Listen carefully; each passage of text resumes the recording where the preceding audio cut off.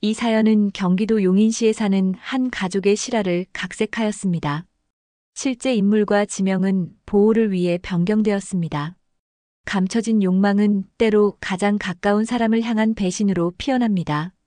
평범해 보이는 가족의 이면에 도사린 그림자는 삶의 쓴맛을 알게 합니다. 오늘의 이야기는 한 노모와 아들 부부 사이에서 벌어진 충격적인 사건을 담고 있습니다. 용서할 수 없는 배신과 복수의 서사가 펼쳐질 예정이니 마음의 준비를 하시길 바랍니다. 여보, 오늘 회사 면접 잘 다녀와요. 민준이 넥타이를 매만지며 지은에게 다가왔습니다. 아침 햇살이 부엌 창가로 스며들어 평화로운 분위기를 자아냈죠. 마치 모든 것이 완벽한 가정처럼 보였습니다. 고마워. 이번엔 꼭 붙을 것 같아. 삼진보험이면 우리 앞으로 더 나아질 수 있을 거야. 지은의 눈빛에는 확신이 담겨 있었습니다. 30대 초반의 그녀는 늘 자신감 넘치는 모습이었죠. 하지만 그 자신감 뒤에 숨겨진 야망은 누구도 알지 못했습니다. 아침부터 무슨 소리들이야? 밥은 안 먹고? 부엌으로 들어서는 할머니의 목소리에 지은의 표정이 순간 굳었습니다. 70대 중반의 할머니는 30년 전 남편을 여의고 홀로 민준을 키워왔습니다. 아들 부부와 함께 살며 손자를 보는 것이 꿈이었지만 그 꿈은 아직 이루어지지 않았죠. 어머니, 저 오늘 중요한 면접이 있어서 일찍 나가봐야 해요. 아침도 안 먹고 무슨 면접이야? 내가 어제 내 좋아하는 무김치 담갔는데. 지은은 속으로 한숨을 내쉬었습니다. 항상 이런 식이었습니다. 작은 일에도 간섭하고 자신의 의견을 무시하는 시어머니가 점점 부담스러웠죠. 어머니, 지은이 오늘 정말 중요한 면접이 있어요. 제가 아침 챙겨 먹을게요. 민준이 중재에 나섰습니다. 항상 그랬습니다.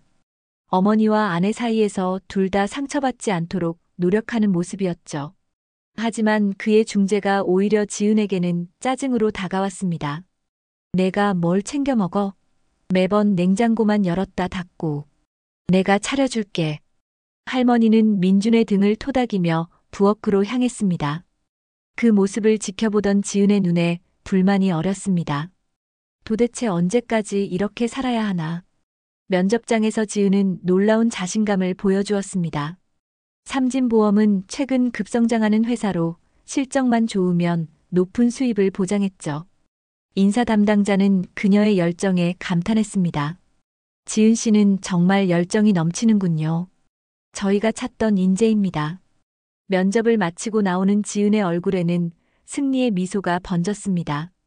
그녀의 머릿속에는 이미 계획이 그려지고 있었습니다. 보험. 그것은 단순한 직업이 아닌 그녀의 미래를 바꿀 수단이 될 수도 있었습니다. 합격했어요. 다음 주부터 출근하래요. 그날 저녁 지은은 흥분된 목소리로 소식을 전했습니다. 민주는 아내를 끌어안으며 축하했고 할머니는 상다리가 부러질 정도로 음식을 준비했죠. 우리 며느리 대단하네. 이제 취직했으니 아이 생각도 해야지. 할머니의 말에 식탁 위 분위기가 얼어붙었습니다. 지은은 젓가락을 내려놓으며 민준을 힐끗 바라봤습니다. 어머니, 저희는 아직 준비가 안 됐어요. 일단 직장 생활 적응부터 해야죠. 적응은 무슨? 벌써 결혼한 지 3년이 넘었잖아. 내가 언제까지 손주 얼굴을 못 보고 살아야 하니? 민주는 어색한 웃음을 지으며 상황을 넘기려 했습니다. 어머니, 조금만 더 기다려주세요. 지은이 회사 다니면서 준비할게요. 지은은 민준의 말에 더욱 불만이 쌓였습니다. 항상 이런 식이었습니다. 시어머니 편을 드는 것 같은 느낌, 자신의 결정을 존중해주지 않는 느낌. 그녀의 마음속에 서서히 원망이 자라기 시작했습니다. 그날 밤 침대에 누워 민준에게 말했습니다.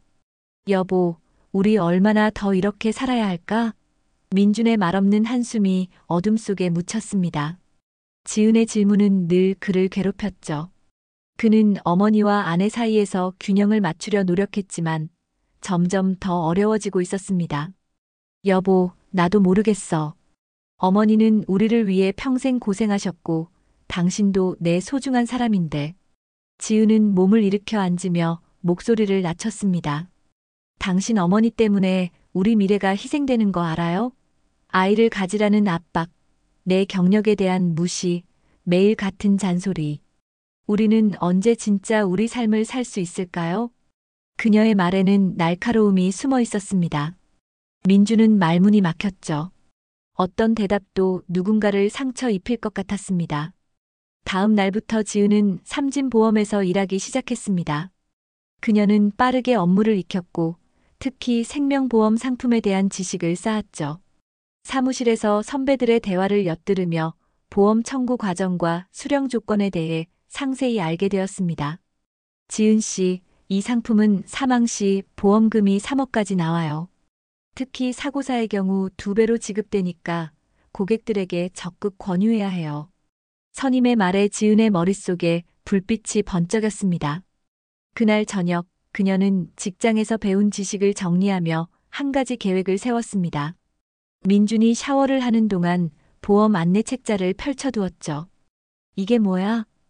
샤워를 마친 민준이 물었습니다. 고액 생명보험이야. 회사에서 새로 나온 상품인데 우리 가족도 들어둘 필요가 있을 것 같아. 우리 이미 보험 몇 개 들어놓지 않았어? 지은은 의미심장한 미소를 지었습니다. 이건 달라. 특히 어르신들한테 좋은 상품이야. 어머님 이름으로 들면 나중에 큰 도움이 될 거야. 어머니 이름으로? 왜? 여보, 솔직히 말해보자.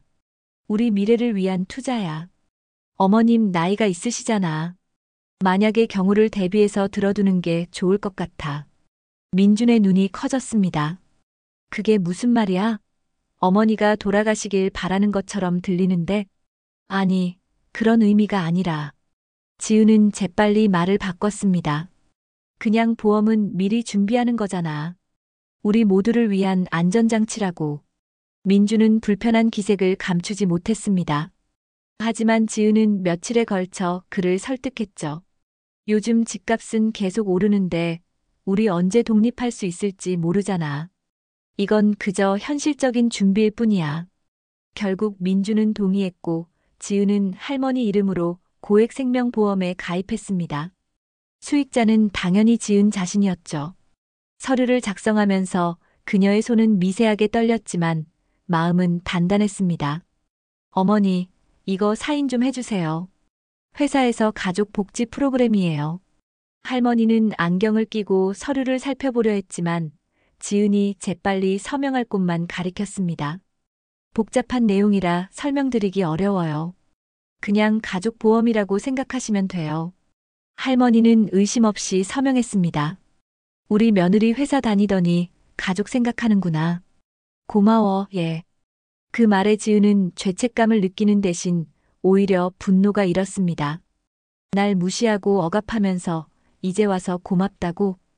그녀의 마음속에서 어두운 생각이 자라났습니다. 시간이 흐르며 가정 내 긴장은 더욱 고조되었습니다. 할머니의 간섭은 계속되었고 지은의 불만은 깊어졌죠. 그녀는 점점 더 민준에게 어머니에 대한 불평을 쏟아냈습니다. 여보, 당신 어머니가 우리 삶을 통제하고 있어요. 우리는 언제나 그분 뜻대로 살아야 하고 우리 의견은 무시당하죠. 이게 정상적인 가정생활일까요? 민주는 점점 지은의 말에 동요하기 시작했습니다. 어머니를 사랑했지만 아내의 불행도 볼 수 없었죠. 두 여자 사이에서 그의 마음은 갈기갈기 찢겨갔습니다. 할머니도 뭔가 이상함을 느꼈습니다. 식탁에서 만나는 며느리의 차가운 눈빛, 아들의 피곤한 표정. 모든 것이 예전 같지 않았죠. 어느 날 그녀는 우연히 민준과 지은의 대화를 듣게 되었습니다. 여보, 보험금이 얼마라고 했지? 민준의 목소리가 불안하게 떨렸습니다. 사고사의 경우 6억이야. 우리 인생이 완전히 바뀔 수 있는 금액이지. 할머니는 가슴이 철렁 내려앉았습니다. 보험금? 사고사? 무슨 의미인지 정확히 알 수 없었지만 불길한 예감이 들었습니다. 그날 밤부터 그녀는 며느리의 서랍을 몰래 뒤지기 시작했죠. 하지만 지은은 모든 서류를 회사에 보관하고 있었습니다. 긴장된 분위기 속에서 가족의 균열은 점점 더 깊어졌고 지은의 마음속 계획은 더욱 구체화되어 갔습니다. 그녀의 눈빛에는 이제 결심이 서려 있었죠. 할머니가 없어야 우리가 행복할 수 있어요. 침대 위에서 지은의 말이 민준의 귀를 파고들었습니다. 방 안은 어둠에 잠겨 있었고 창문 너머로 빗소리만 들려왔죠. 봄비가 내리는 5월의 밤이었습니다. 무슨 말을 그렇게 해? 민준이 자리에서 일어나 앉았습니다. 그의 목소리에는 동요가 느껴졌지만 완전히 거부하는 투는 아니었습니다. 지은은 남편에게 더 가까이 다가갔습니다. 여보, 우리 얼마나 힘들게 살았어요? 당신도 알잖아요. 어머님이 우리 사이를 얼마나 방해했는지. 아이 문제로, 직장 문제로 매일매일 우리 인생에 끼어드시잖아요. 그래도 어머니는 우리를 위해. 정말 그럴까요? 지은이 말을 자르며 낮은 목소리로 속삭였습니다. 당신은 항상 그렇게 생각하지만 사실 어머님은 당신을 통제하고 있어요. 우리의 미래를 빼앗고 있다고요. 빗소리가 더 커졌습니다. 마치 지은의 말에 박수를 치는 것처럼 말이죠. 당신 기억나요? 우리가 신혼여행 가려고 했을 때 어머님이 갑자기 아프다고 하셔서 취소했던 거. 그리고 내가 해외 연수 기회 있었을 때도 며느리가 어떻게 혼자 외국에 가냐고 방해하셨죠. 민주는 말없이 고개를 숙였습니다. 기억 속 장면들이 떠올랐죠. 당신 진급도 마찬가지예요. 지방 발령 때문에 진급할 수 있었는데 어머님 때문에 포기했잖아요. 지은의 말은 조금씩 민준의 마음에 균열을 내고 있었습니다. 그녀는 남편의 약한 부분, 오랫동안 억눌러왔던 불만을 정확히 건드리고 있었죠. 우리가 이대로 살면 영원히 불행할 거예요. 당신도 알고 있잖아요.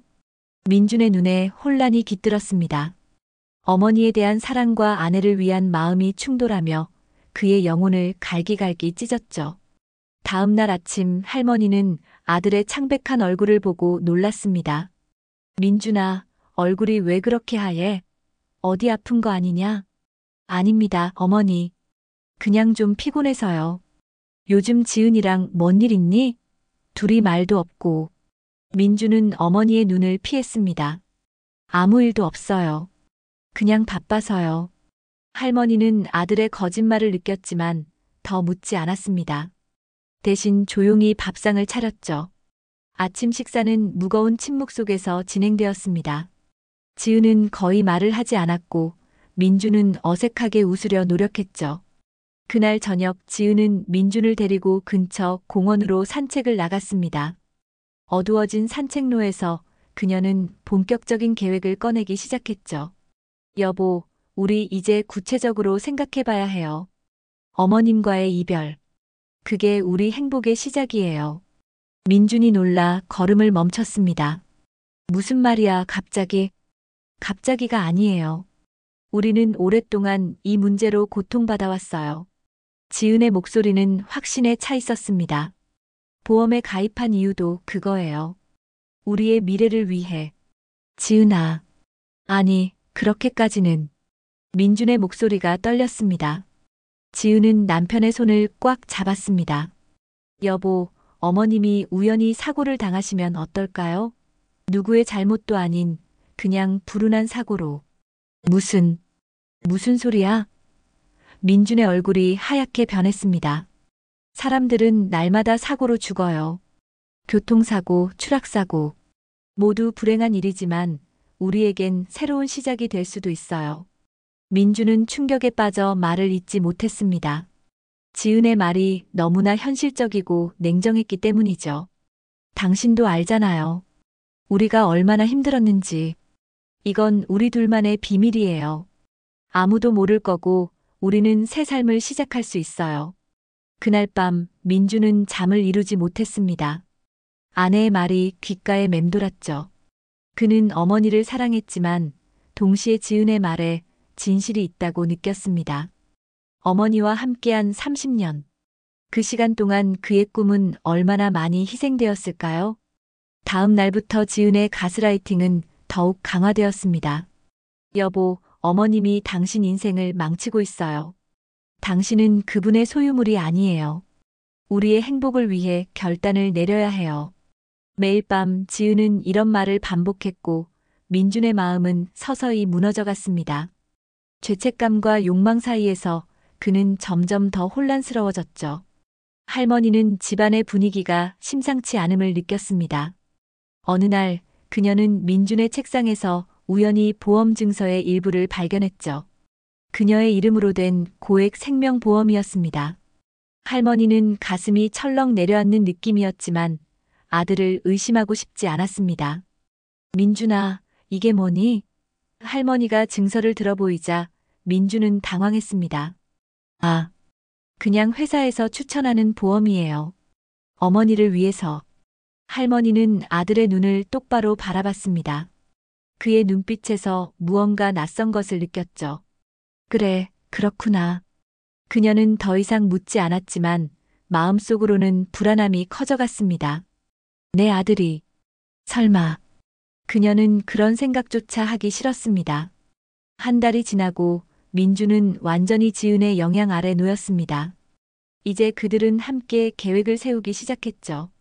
저녁 식탁에서 세 사람이 앉아 있을 때 지은과 민주는 서로 눈빛을 교환했습니다.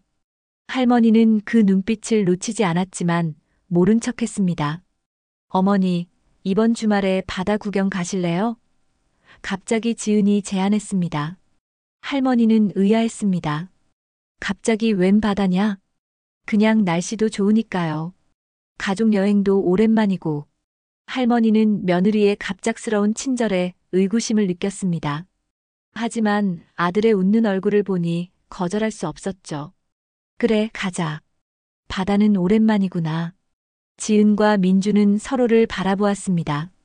그들의 계획이 시작되고 있었습니다. 주말이 다가오며 지은과 민준의 계획은 더욱 구체화되었습니다. 침대 위에 펼쳐진 지도를 보며 그들은 작은 목소리로 대화를 나눴죠. 깊은 밤 할머니가 잠든 시간이었습니다. 여기 바닷가 절벽 도로가 좋을 것 같아. 지은이 손가락으로 지도의 한 지점을 가리켰습니다. 차량이 많지 않고 CCTV도 거의 없어. 사고로 위장하기 좋은 장소야.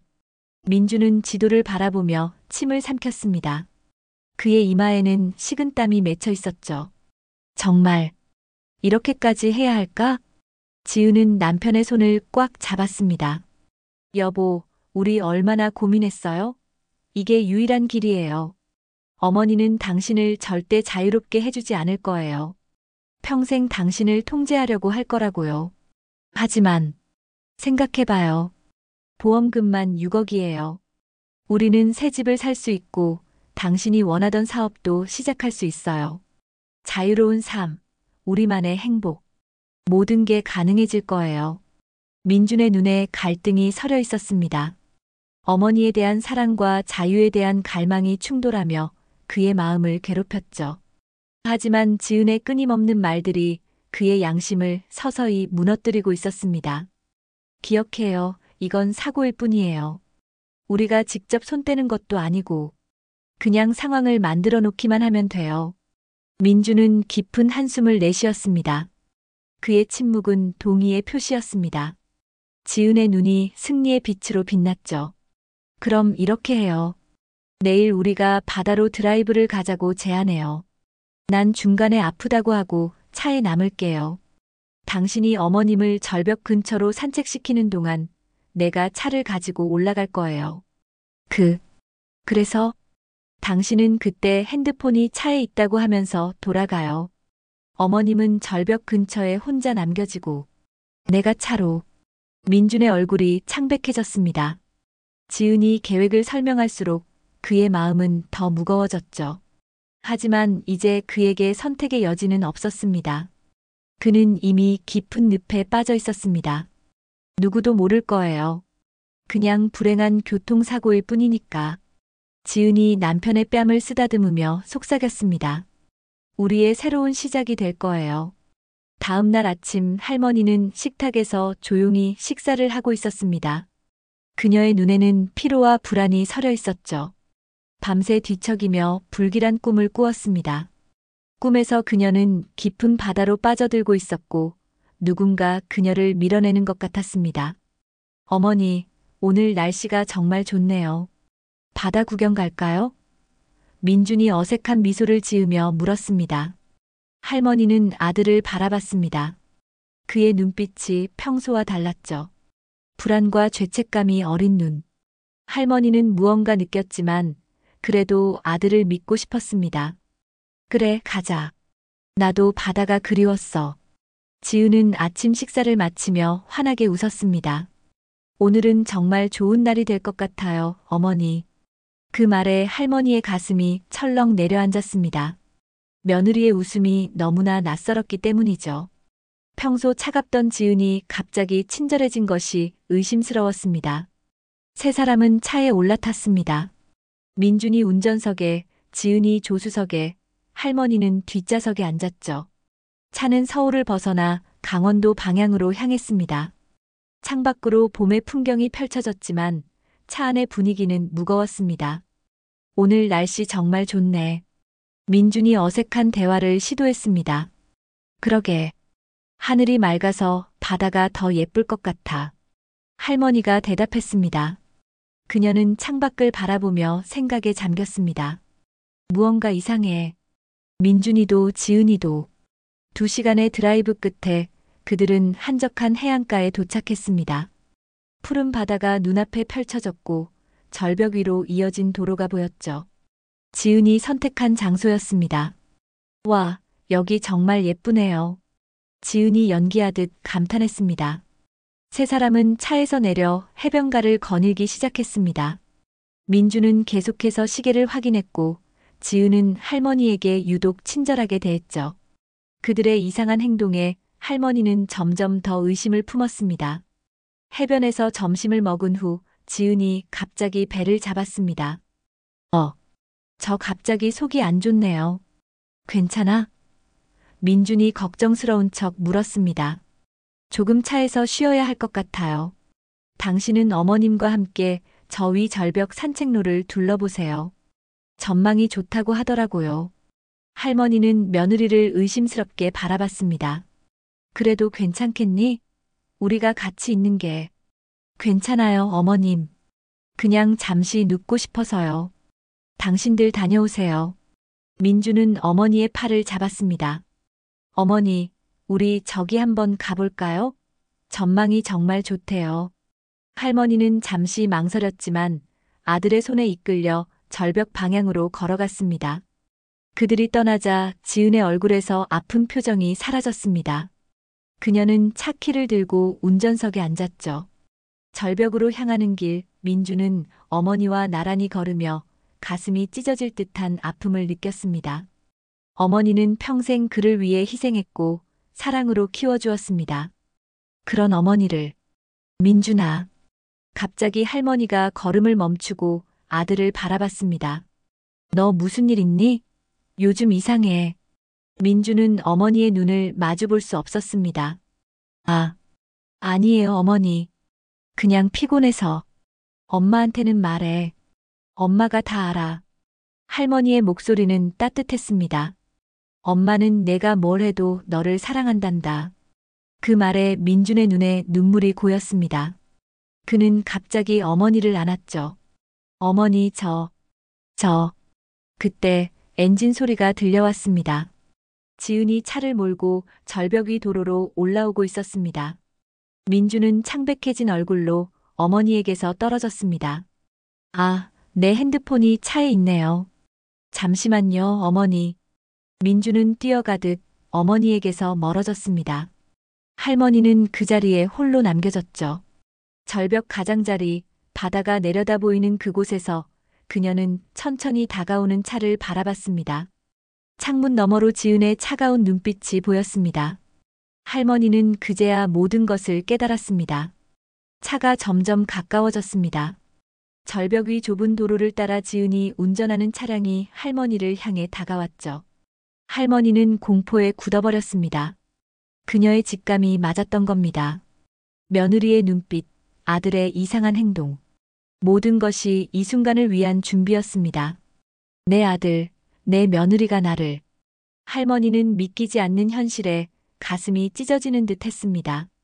차의 속도가 점점 빨라졌습니다. 지은의 얼굴에는 결연한 표정이 서려 있었죠. 이제 돌이킬 수 없는 순간이었습니다. 민주는 멀리서 그 광경을 바라보며 얼어붙었습니다. 자신이 저지르려는 일의 실체가 그제야 확실히 다가왔습니다. 어머니. 갑자기 그가 소리쳤습니다. 하지만 이미 늦었습니다. 차가 할머니를 향해 돌진했고 그녀는 본능적으로 몸을 날렸습니다. 급히 옆으로 피하려던 순간 그녀의 발이 미끄러졌고 절벽 아래로 균형을 잃었습니다. 할머니의 비명이 바다 위로 울려 퍼졌습니다. 어머니. 민준이 절규하며 달려갔습니다. 지은은 급브레이크를 밟았고 차가 미끄러지며 가드레일에 부딪혔습니다. 민준은 절벽 가장자리에 도달했습니다. 아래를 내려다보니 할머니가 중간 바위턱에 걸려 있었습니다. 완전히 떨어진 것은 아니었지만 위태로운 상태였죠. 그녀는 의식이 있었고 고통스러운 신음을 내고 있었습니다. 어머니, 제발 버티세요. 민준이 절규했습니다. 지은은 차에서 내려 천천히 다가왔습니다. 그녀의 얼굴에는 당혹감이 어려 있었죠. 계획대로 되지 않은 상황이었습니다. 어떻게? 주변에는 아무도 없었습니다. 한적한 절벽도로, 그들이 일부러 선택한 장소였죠. 민주는 패닉 상태에 빠졌습니다. 119에 전화해. 빨리. 지은은 망설였습니다. 하지만 우리가 계획한 지금 무슨 소리야? 민준이 소리쳤습니다. 내 어머니가 지금 죽어가고 있어. 그의 외침에 지은은 놀랐습니다. 처음 보는 남편의 모습이었죠. 그녀는 천천히 휴대폰을 꺼냈습니다. 구급차를 부르면 계획이 수포로 돌아갈 것이고 보험금도 받을 수 없을 것입니다. 하지만 지금은 그런 생각을 할 시간이 없었습니다. 119죠? 절벽 사고가 났습니다. 빨리 와주세요. 민주는 절벽을 따라 내려가려 했지만 너무 가파르고 위험했습니다. 할머니는 미끄러지지 않기 위해 바위를 필사적으로 붙잡고 있었죠. 어머니, 조금만 더 버티세요. 구조대가 곧 올 거예요. 민준아. 할머니의 희미한 목소리가 들렸습니다. 그녀는 고통 속에서도 아들을 바라봤습니다. 그 눈빛에는 슬픔과 배신감이 어려 있었죠. 30분 후 구조 헬리콥터가 도착했습니다. 전문 구조대원이 로프를 타고 내려가 할머니를 구조했죠. 그녀는 중상을 입은 상태였습니다. 다리가 부러지고 머리에 심한 타박상을 입었지만 다행히 살아 있었습니다. 구급차가 할머니를 싣고 병원으로 향했고 민준과 지은은 경찰의 안내를 받아 차를 타고 뒤따랐습니다. 차 안의 분위기는 얼어붙었습니다. 어떻게 이럴 수가 있어? 민준이 낮은 목소리로 물었습니다. 그의 눈에는 분노와 자책감이 가득했죠. 우리가 계획한 대로였어.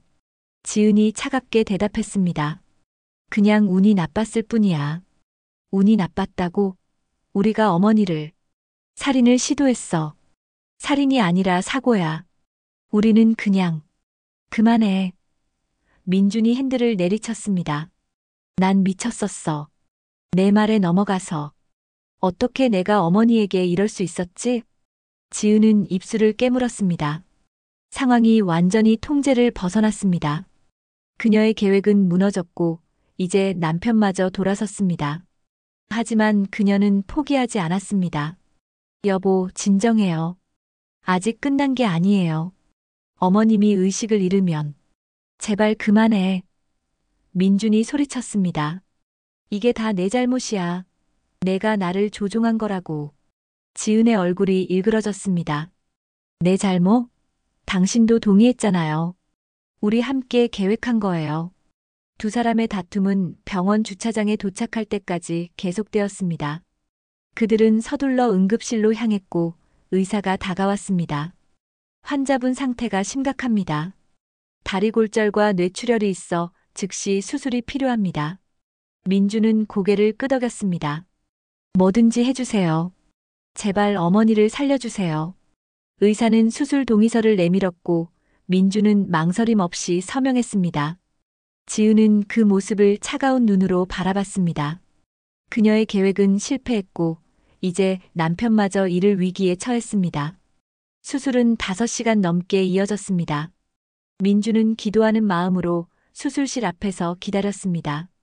지은은 멀찍이 떨어져 앉아 무표정한 얼굴로 휴대폰만 들여다봤죠. 마침내 의사가 나왔습니다. 수술은 성공적이었습니다. 다행히 중요 장기에는 손상이 없었습니다. 하지만 아직 의식은 돌아오지 않았어요. 앞으로 24시간이 고비가 될 겁니다. 민주는 안도의 한숨을 내쉬었습니다. 감사합니다, 선생님. 정말 감사합니다. 의사가 떠나자 지은이 다가왔습니다. 의식이 없다면 아직 기회가 있어요. 우리가. 민준이 그녀의 팔을 강하게 잡았습니다. 이제 그만해. 더 이상 내 말 안 들을 거야. 내가 미쳤었어. 어떻게 내가 어머니에게 이럴 수 있었지? 당신이 약해서 그래요.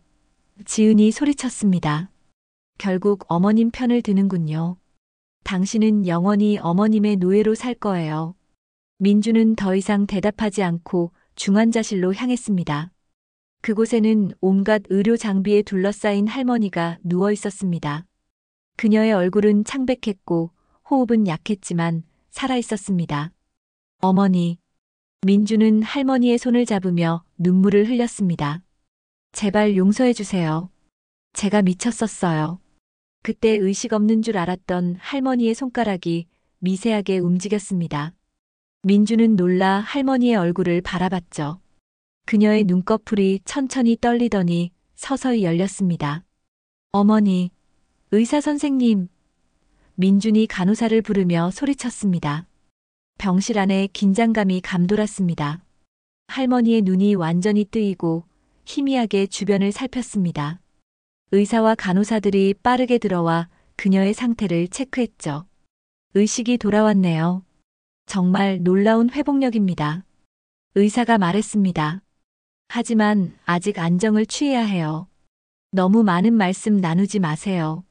의료진이 나가고 병실에는 다시 민준과 할머니만 남았습니다. 지은은 문 밖에서 상황을 지켜보고 있었습니다. 그녀의 얼굴에는 불안과 분노가 교차했죠. 어머니. 민준이 할머니의 손을 조심스럽게 잡았습니다. 눈물이 그의 뺨을 타고 흘러내렸죠. 정말 죄송해요. 저는. 할머니는 아들의 손을 약하게 쥐었습니다. 그녀의 눈에는 슬픔이 가득했지만 미움은 보이지 않았습니다. 괜찮아. 그녀의 목소리는 희미했습니다. 아니에요, 어머니. 절대 괜찮지 않아요. 제가 어떻게 그런 생각을. 민주는 말을 잇지 못했습니다. 죄책감이 그를 덮쳤죠. 할머니는 천천히 고개를 돌려 문 쪽을 바라봤습니다. 그곳에 서 있는 지은과 눈이 마주쳤죠. 그 순간 지은은 할머니의 눈빛에서 무언가를 느꼈습니다. 알고 있다. 그 눈빛은 모든 것을 말하고 있었습니다. 지은은 재빨리 시선을 피했습니다. 식은땀이 그녀의 이마를 적셨죠. 설마 의식이 있었던 거야? 민준이 할머니 곁을 지키는 동안 지은은 병원 복도를 서성였습니다. 그녀의 마음은 혼란스러웠죠. 계획은 실패했고 민준은 그녀에게서 멀어졌습니다. 게다가 할머니가 사고의 진실을 알고 있다면 그녀는 생각만으로도 몸서리쳤습니다. 밤이 깊어갔습니다. 민주는 할머니 곁에서 잠이 들었고 지은은 병원 대기실 소파에 앉아 있었습니다.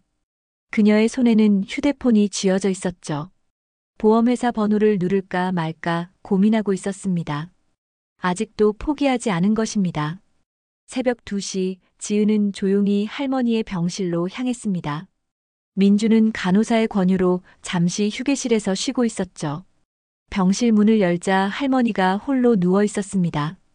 그녀는 눈을 감고 있었지만 지은이 들어온 기척에 천천히 눈을 떴습니다.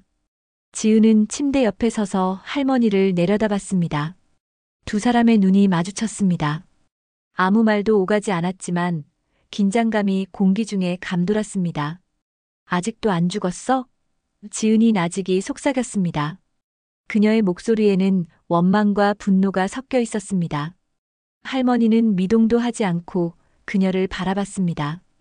그 눈빛에는 두려움이 아닌 슬픔만이 담겨 있었죠. 당신 때문에 우리 가정이 망가졌어요. 민준이가 자신의 삶을 살지 못하게 했죠.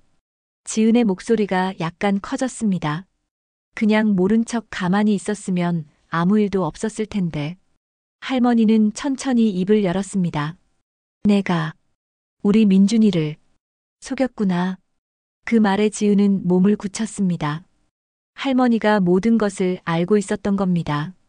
그녀는 의식이 있는 상태에서 두 사람의 대화를 들었을지도 모릅니다. 무슨 말씀을 하시는 거예요? 지은이 당황하며 말했습니다. 사고였다고요. 그냥 불운한 사고였어요. 내가 들었어. 할머니의 목소리는 약했지만 확신에 차 있었습니다. 내가 차를 몰고. 지은의 얼굴이 창백해졌습니다. 증거는 없었지만 할머니의 증언만으로도 그녀는 큰 위험에 처할 수 있었습니다. 아무도 당신 말을 믿지 않을 거예요. 지은이 낮게 위협했습니다. 노인네 헛소리라고 생각할 거라고요. 그때 병실 문이 열렸습니다. 민준이 들어왔습니다. 그는 지은과 할머니를 번갈아 바라봤습니다. 긴장된 분위기를 단번에 느낄 수 있었죠. 뭐 하는 거야? 민준이 지은에게 물었습니다. 아, 그냥 어머님 상태가 어떤지 보러 왔어. 지은이 태어난 척 대답했습니다. 민준은 의심스러운 눈빛으로 그녀를 바라봤습니다. 나가. 어머니 쉬셔야 해. 지은은 아무 말 없이 병실을 나갔습니다. 복도에서 그녀는 깊은 한숨을 내쉬었습니다. 상황이 점점 더 악화되고 있었습니다. 며칠 후 할머니의 상태는 점차 호전되었습니다. 그녀는 여전히 많은 치료가 필요했지만 의식은 또렷했고 간단한 대화도 가능했습니다. 민주는 계속해서 할머니 곁을 지켰고 지은은 집에 혼자 있는 시간이 많아졌습니다. 병원 복도에서 민준과 의사가 이야기를 나누고 있었습니다. 할머니 상태는 많이 호전되고 있습니다. 하지만 이런 사고는 좀 의심스러운 부분이 있어서요. 의사가 조심스럽게 말했습니다. 무슨 말씀이신지. 민준의 목소리가 떨렸습니다. 경찰에서 몇 가지 질문이 있다고 합니다. 사고 현장 조사 결과 일반적인 추락 사고로 보기에는 이상한 점들이 있다고 하더군요. 민준의 얼굴이 창백해졌습니다. 그는 아무 말도 하지 못했습니다. 아, 그리고 할머니께서 경찰과 이야기하고 싶다고 하셨습니다. 그 말에 민준의 심장이 멎는 듯 했습니다. 어머니가 진실을 말할 것이라는 예감이 들었습니다. 그는 어떻게 해야 할지 몰랐습니다. 병실로 돌아온 민준은 할머니 곁에 앉았습니다. 어머니, 경찰과 이야기하신다고요? 할머니는 천천히 고개를 끄덕였습니다. 진실을 말해야지. 어머니. 민준의 목소리가 떨렸습니다. 저는 정말 죄송합니다. 제가 어떻게 그런 생각을 했는지. 저는 지은이에게 속았다고 변명하고 싶지만 제 잘못이에요. 제가 어머니를 배신했어요. 할머니는 아들의 손을 꼭 잡았습니다. 그녀의 눈에는 눈물이 고여 있었습니다. 내가 널 원망하진 않는다. 하지만 진실은 밝혀져야 해. 그날 밤 지은은 불안한 마음으로 병원에 도착했습니다. 그녀는 민준에게 연락이 안 되자 직접 확인하러 온 것이었습니다.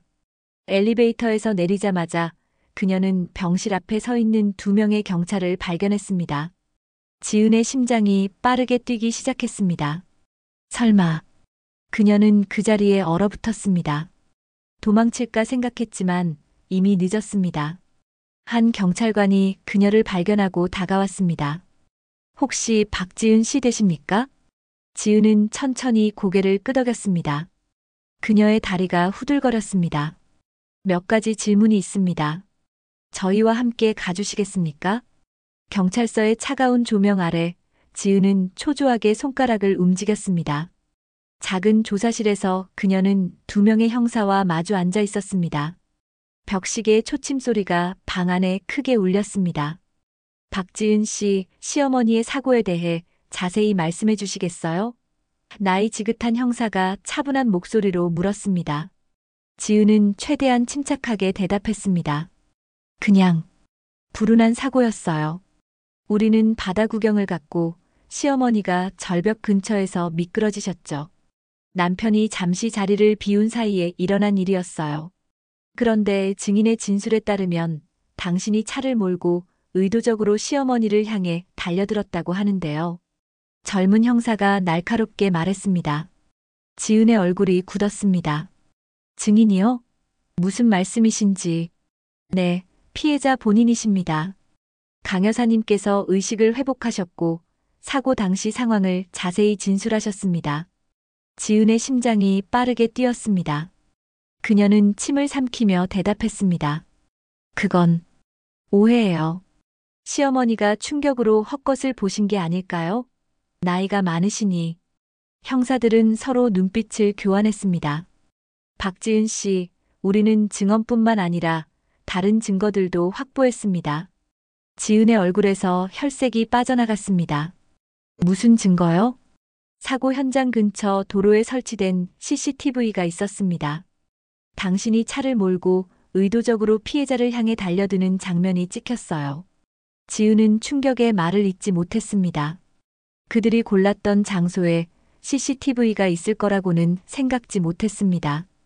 지은이 꼼꼼하게 계획했다고 생각했지만 이런 중요한 부분을 놓친 것입니다. 그리고 병원 간호사가 당신이 피해자에게 아직도 안 죽었어? 라고 말하는 것을 들었다고 합니다. 지은의 다리가 떨려왔습니다. 모든 것이 무너져 내리고 있었습니다. 마지막으로 최근 피해자 명의로 가입한 고액 생명보험이 발견되었습니다. 수익자는 당신이더군요. 지은은 이제 완전히 벽에 몰렸습니다. 그녀는 변명할 말을 찾으려 했지만 아무 말도 나오지 않았습니다. 진실이 모두 드러난 것입니다. 그날 밤 민주는 경찰서에서 자신의 진술을 마쳤습니다. 그는 모든 것을 털어놓았습니다. 지은의 가스라이팅, 보험 가입, 살인 계획, 그리고 자신이 그것에 동의했던 끔찍한 진실까지. 그의 얼굴에는 깊은 후회와 슬픔이 서려 있었습니다. 제 아내가 저를 조종했다고 해도 결국 제가 동의한 거니까요. 저는 어떤 벌이라도 받을 준비가 되어 있습니다. 민주는 고개를 숙이며 말했습니다. 경찰서를 나온 민주는 바로 병원으로 향했습니다. 그는 어머니에게 모든 것을 고백하고 용서를 구하고 싶었습니다.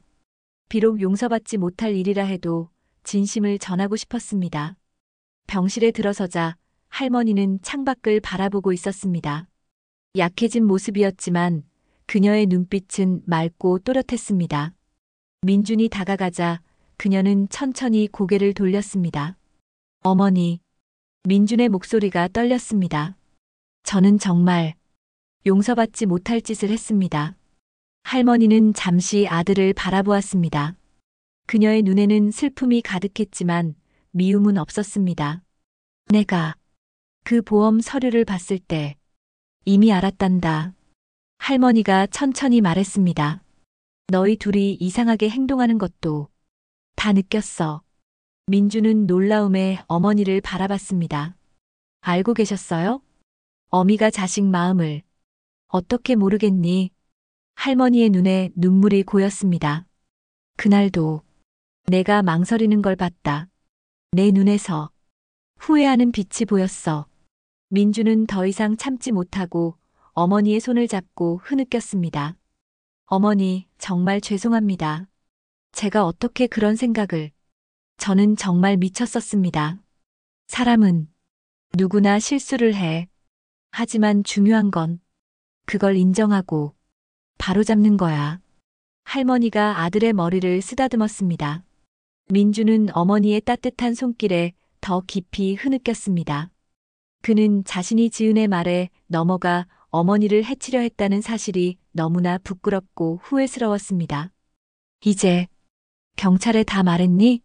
할머니가 물었습니다. 민주는 고개를 끄덕였습니다. 네, 모든 진실을 말했어요. 지은이도 체포되었고요. 할머니는 깊은 한숨을 내쉬었습니다. 참 슬픈 일이구나. 그녀의 말에는 분노나 복수심이 없었습니다. 그저 가족의 비극에 대한 슬픔만이 담겨 있었죠. 다음 날 신문과 방송에는 이 사건이 크게 보도되었습니다. 며느리와 아들, 보험금을 노려 시어머니 살해 시도 같은 선정적인 제목들이 나붙었습니다. 사람들은 충격과 분노를 금치 못했습니다. 병원에서는 할머니의 회복을 위해 방문객을 제한했습니다. 기자들이 몰려들었지만 병원 측은 단호하게 거부했습니다. 할머니는 조용히 치료를 받으며 회복에 집중했습니다. 한편 경찰은 수사를 계속 진행했습니다. 지은의 회사인 삼진보험에서도 조사가 이루어졌습니다. 보험 가입 과정에서 불법적인 요소가 있었는지 확인하기 위해서였죠. 지은의 동료 중 한 명이 중요한 증언을 했습니다. 지은 씨가 종종 고액 생명보험에 관심을 보였어요. 특히 사고사의 경우 2배로 보장받는 조항에 대해 자세히 물어봤습니다. 조사 결과 지은이 보험 가입 시 할머니의 서명을 속여받아낸 것으로 밝혀졌습니다. 할머니는 자신이 무슨 서류에 서명하는지 제대로 알지 못한 채 지은의 말만 믿고 서명했던 것입니다. 구치소에서 지은은 완강하게 자신의 결백을 주장했습니다. 모든 게 사고였어요. 민준이가 스트레스로 착각하고 있는 거예요. 시어머니도 충격으로 혼란스러운 거고요. 하지만 증거들은 너무나 명백했습니다. CCTV 영상, 병원에서의 발언, 보험 서류. 모든 것이 지은의 범행을 가리키고 있었습니다. 민주는 변호사와 상담한 후 자신도 공범으로서 처벌받을 준비를 했습니다. 그는 모든 책임을 인정하고 법의 심판을 기다리기로 했습니다. 한 달 후 할머니의 상태는 많이 호전되었습니다. 그녀는 이제 휠체어를 타고 병원 정원을 산책할 수 있었습니다. 민주는 구속 상태는 아니었지만 재판을 앞두고 있었습니다. 어머니, 괜찮으세요? 민준이 휠체어를 밀며 물었습니다. 그래. 이제 많이 좋아졌어. 할머니는 약하게 웃었습니다. 넌 어떡할 거니? 제 죗값을 치를 겁니다. 어떤 처벌이 내려지든 받아들일 거예요. 할머니는 아들의 손을 잡았습니다. 넌 속았던 거야. 지은이에게. 그래도 제가 동의한 거잖아요. 변명의 여지가 없어요. 두 사람은 잠시 침묵 속에 앉아 있었습니다.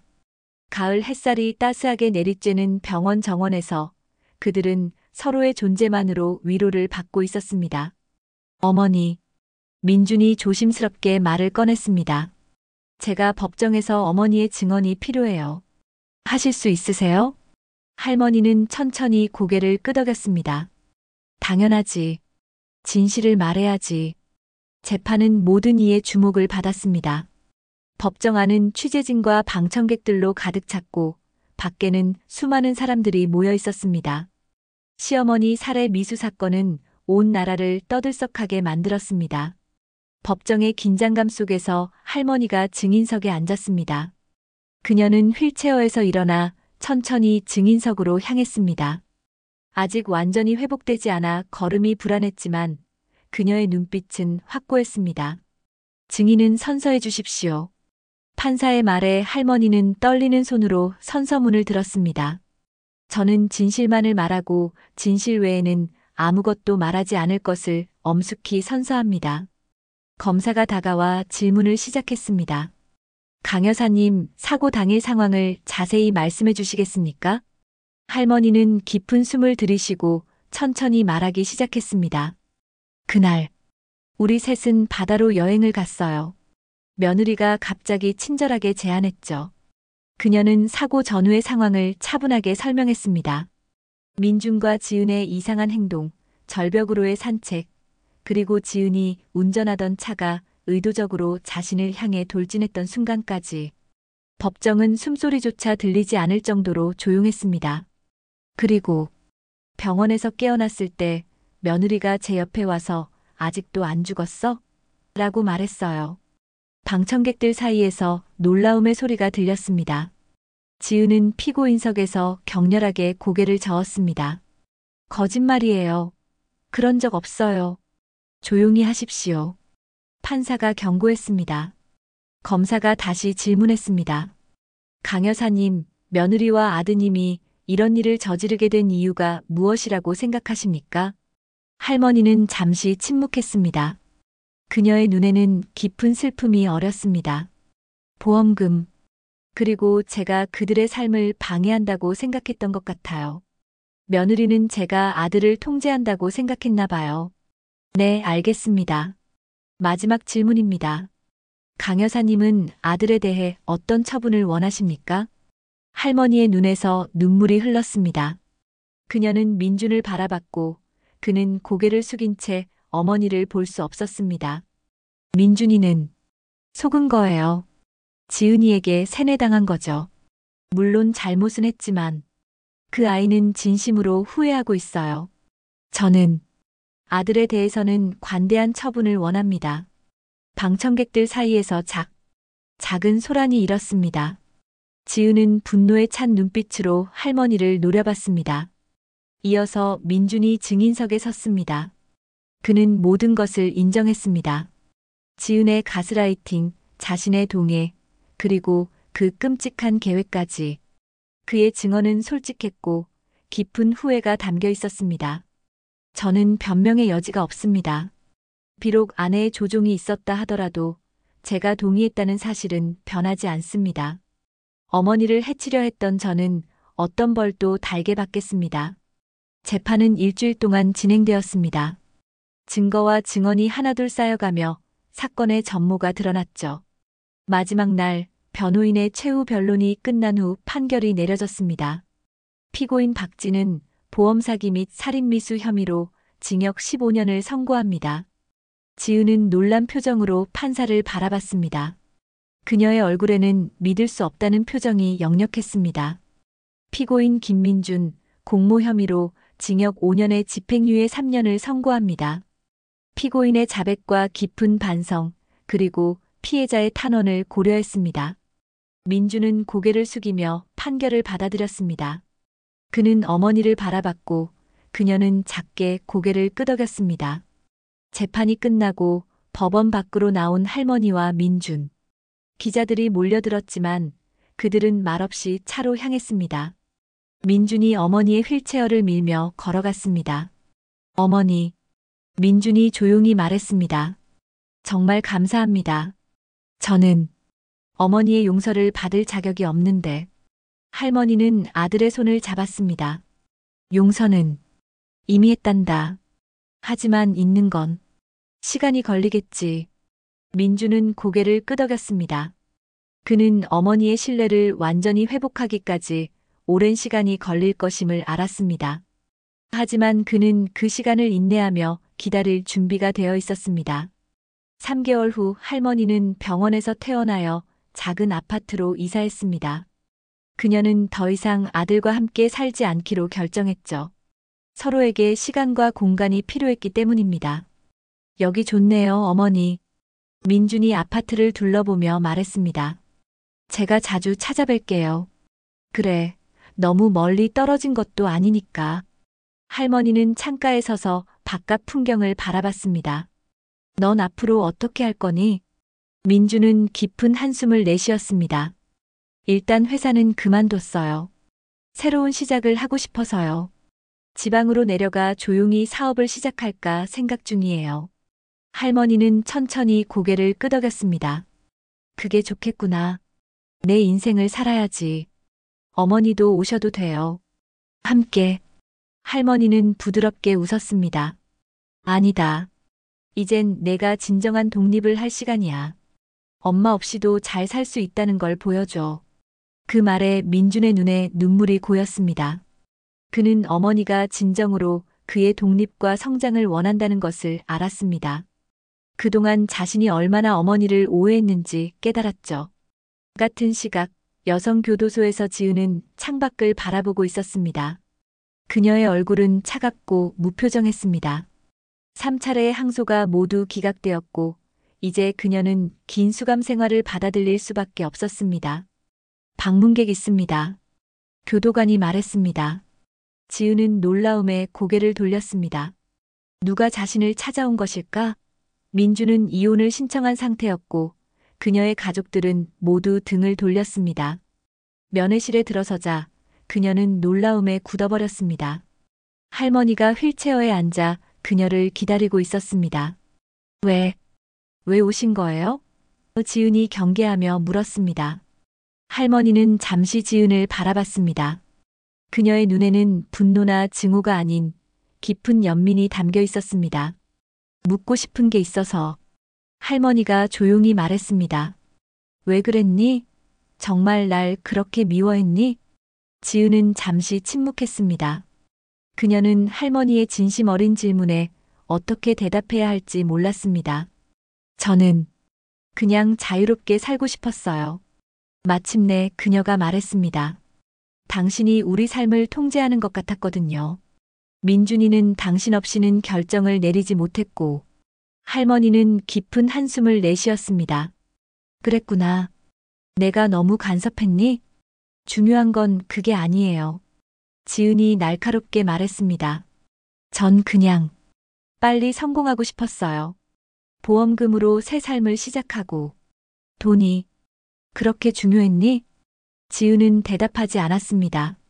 그녀의 눈에는 여전히 분노와 원망이 서려 있었습니다. 난 너를 미워하지 않는다. 할머니가 마지막으로 말했습니다. 용서할 수는 없지만 미워하지는 않아. 인생이 너에게 가르침을 줄 거야. 그 말을 남기고 할머니는 면회실을 떠났습니다. 그녀는 다시는 지은을 찾아가지 않았습니다. 1년이 지난 후 할머니는 작은 시골 마을로 이사했습니다. 그녀는 도시의 번잡함을 떠나 평화로운 노년을 보내고 싶었습니다. 민주는 정기적으로 어머니를 찾아와 함께 시간을 보냈습니다. 어머니, 텃밭이 정말 잘 자라네요. 민준이 뒷마당을 둘러보며 말했습니다. 그래, 요즘은 이렇게 작은 것들에 기쁨을 느낀단다. 할머니가 미소 지었습니다. 그녀의 얼굴에는 평온함이 깃들어 있었습니다. 어머니, 저도 이제 제 삶을 찾아가고 있어요. 작은 사업도 궤도에 올랐고 새로운 사람도 만나고 있어요. 할머니는 반가운 표정으로 아들을 바라봤습니다. 정말 그거 참 기쁜 소식이구나. 네, 어머니 덕분이에요. 어머니가 저를 용서해 주셔서 저도 스스로를 용서할 수 있었어요. 할머니는 아들의 손을 꼭 잡았습니다. 사람은 실수를 통해 배우는 거란다. 넌 이제 진짜 어른이 됐어. 석양이 지는 시골 마을의 작은 집, 할머니와 아들은 나란히 앉아 붉게 물드는 하늘을 바라봤습니다. 그들은 깊은 상처를 통해 더 강한 유대를 형성했습니다. 비록 그 과정은 고통스러웠지만 이제 그들은 서로를 더 깊이 이해하고 존중하게 되었습니다. 할머니는 이제 자신의 삶을 살아가고 있었고 민준도 마찬가지였습니다. 그들은 서로 의지하면서도 독립적인 관계를 유지했습니다. 어머니와 아들, 그들의 유대는 시험을 통과하여 더욱 단단해졌습니다. 한편 교도소의 지은은 자신의 행동을 돌아볼 시간을 가졌습니다. 처음에는 모든 것을 남의 탓으로 돌렸지만 시간이 지나며 서서히 자신의 잘못을 인정하기 시작했습니다. 그녀에게는 아직 긴 시간이 남아 있었습니다. 그 시간 동안 그녀가 진정한 반성과 변화의 길을 찾을 수 있을지는 오직 그녀 자신만이 결정할 수 있는 문제였습니다. 어둠 속에서도 빛을 찾을 수 있다는 진리. 할머니는 그 고통스러운 사건을 통해 오히려 더 큰 평온과 지혜를 얻었습니다. 그녀는 이제 자신의 삶을 온전히 즐기며 살아가고 있었습니다. 그것이야말로 가장 완벽한 복수이자 가장 아름다운 승리였습니다. 어머니, 이제 들어가시죠. 바람이 차네요. 그래, 들어가자. 내일도 좋은 날이 될 거야.